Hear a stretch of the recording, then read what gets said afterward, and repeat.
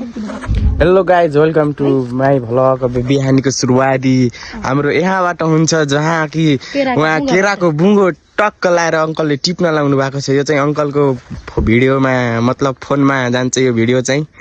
यहाँ चाहिँ हामी सब छौँ, यिनी चाहिँ सबिना।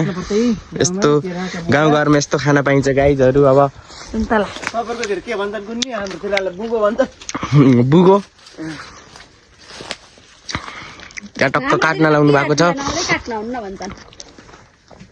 गाइज। अब बुङ्गो आफ्नै गाउँघरमा फलेको टक्क अर्ग्यानिक बुङ्गो, मिठो तरकारी टक्क मिठो हुन्छ। अब स्वादिलो यो चाहिँ पिलाडो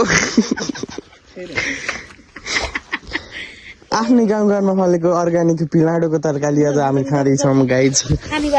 ल यो चाहिँ बुगो सबिना भुषालजीले छोप्नु भएको छ।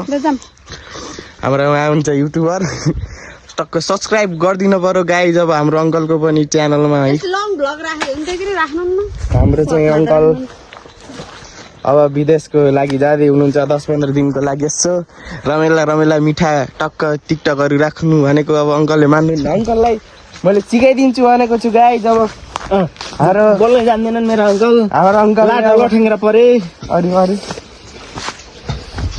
भन्नुहोस्। टक्क हामी चाहिँ आफ्नै गाउँघरमा यस्तो राम्रो भ्यू हेर्दै टक्क अब बुटोलगेदी त अब पहिरो लाएर थिएर बिस्तारै मुनि होला नि। तर हाम्रो गाउँमा त यस्तो बिहान 8 बजे त यस्तो चर्को घाम लाग्छ गाइज। ल यति नै भन्दै अब म यता बिदा हुन्छु। ल अङ्कलले यो चाहिँ भिडियो म राखिदिन्छु अङ्कलको भिडियोमा युट्युबको च्यानल कमल भन्जाडे छ। सबैले सब्सक्राइब गरिदिनु होला, लाइक गरिदिनु, फलो गरिदिनु होला। ल बाई बाई। अब आज चाहिँ यसको व्यवस्था हुन्छ।